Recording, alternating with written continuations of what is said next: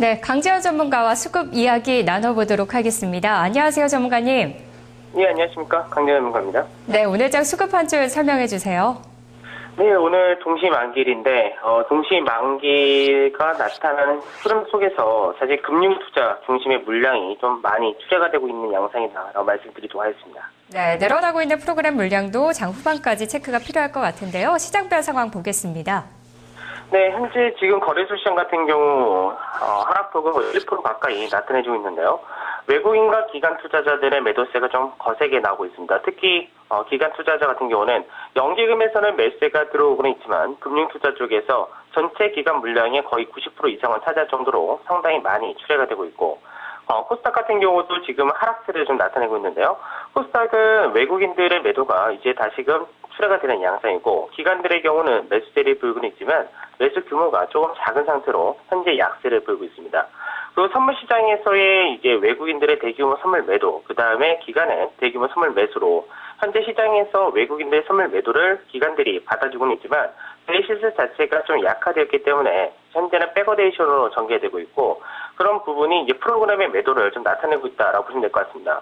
근데 다만 이제 실질적으로 프로그램의 매도 규모를 보게 된다면은 약 850억 정도가 출회되고 있는데, 차익 쪽에서의 프로그램 매도는 사실 제한적입니다. 선물 쪽에서 스프레드가 좀 많이 벌어져 있기 때문에 차익 쪽에서 나오지 않고 비차익을 중심으로 해서 매도 물량이 한 830억 가까이 출회되고 있다라고 보시면 되겠습니다. 네. 자, 코스닥이 550선을 돌파해주나 싶은 시점에서 그동안 코스닥을 이끌었던 외국인이 매도로 전환했다는 점도 눈에 띄는데요. 박스권 탈출 시간이 좀 걸릴까요? 네, 아무래도 이제 최근 들어서 코스닥 시장에 대한 흐름이 상당히 좋게 나온 것이 맞죠. 그러면서 이제 거의 4년 동안에 박스권 상단을 돌파하는 것이 아니냐, 여기에 대한 기대감도 상당히 높은데요. 아무래도 이제 외국인과 기관 양쪽에서 같이 매수세를 보이면서 올라왔었기 때문에 이제 외국인들의 일부 매도가 이제 박스권 상단을 이제 돌파하는 데 조금 걸림돌이 되는 것이 오늘의 시장입니다.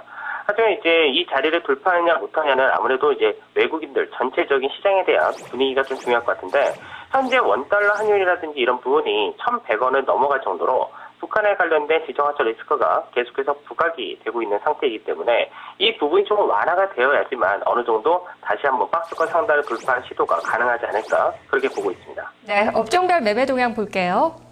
네, 지금 현재는 외국인들은 전 섹터에 대해서 거의 매도를 하고 있는데요. 전기전자 업종, 그리고 화학, 그리고 철강까지 해서 전체적으로 좀 매도를 고르게 좀 많이 하고 있다라고 보셔야 될 것 같고요. 매수를 하는 업종 같은 경우 유통과 통신, 종이 목재에 대해서 매수를 일부는 하고 있지만 규모 자체는 좀 상당히 작다라고 보셔야 되겠습니다. 그 기관 투자자들의 경우도 마찬가지인데요.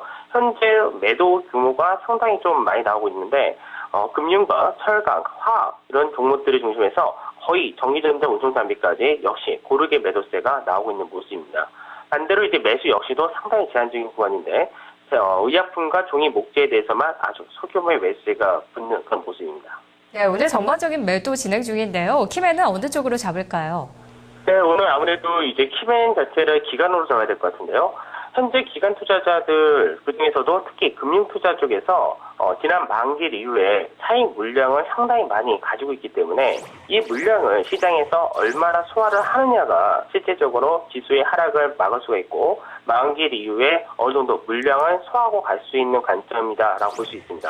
현재는 기관 전체 물량의 90% 이상을 제가 차지하고 있다고 말씀드렸기 때문에 연기금 같은 지금 현재 기간 중에서도 지수를 받쳐주는 이 구간에서의 매수세가 얼마큼 나오냐에 따라서 시장 자체적으로 이제 단기 반등이 좀 더 나올 수 있는지 없는지가 결정이 될 수 있다라고 보셔야 되겠습니다. 네. 그렇기 때문에 기간 안에서도 금융투자와 연기금을 계속해서 살펴보셔야 될 것 같습니다. 네, 오늘은 금융투자의 물량 소화가 관건이네요. 오늘의 수급 관심주는 어떤 종목인가요? 네, 오늘 수급 관심주는 조금 약간은 이제 역발상의 관점에서 말씀을 드리도록 하겠는데요. 롯데케미칼을 말씀을 드리도록 하겠습니다. 롯데케미칼은 이 근래 들어서 굉장히 낙폭이 크게 출회된 그런 낙폭이 크게 나타나는 종목인데, 이 낙폭의 중심이 투신권을 중심으로 한 기관들의 매도 물량이었다는 거죠. 근데 이런 기관들의 매도 물량이 상당히 많이 출회가 되면서 작년 11월달 이후에 들어왔었던 기관들의 물량이 거진 다 소진이 되었다는 부분에서 추가적으로 매도가 나온 물량은 적고, 오히려 낙폭 가대에 따른 기술적 반등, 그리고 시장에서 오늘 만기 이후에 이제 이번 주 일요일 날 있을 전인대 결과에 따라서 반등이 나올 수 있다는 점에서 기술적 반등을 노린 매수로서 말씀해 드리도록 하겠습니다. 매수가로서는 현재 21만 원에서 왔다 갔다 하고 있는데 21만 원 현재 가격을 매수가로 말씀해 드리고요. 단기적인 목표가로서는 23만 원, 그리고 손절가는 짧게 20만 6천 원을 제시를 해드리도록 하겠습니다. 네, 말씀 고맙습니다. 네, 감사합니다. 강재원 전문가와 수급 살펴봤습니다. 오늘의 수급 공략주는 롯데케미칼인데요. 이전과는 투자의 관점이 약간 다릅니다. 꾸준한 매수 유입이라기보다는 이제 더 이상 출회될 물량이 좀 없을 것이다 라는 관점이고요. 매수가 21만 원, 지금 현재 구간입니다. 목표가는 23만 원입니다. 수급 나우였습니다.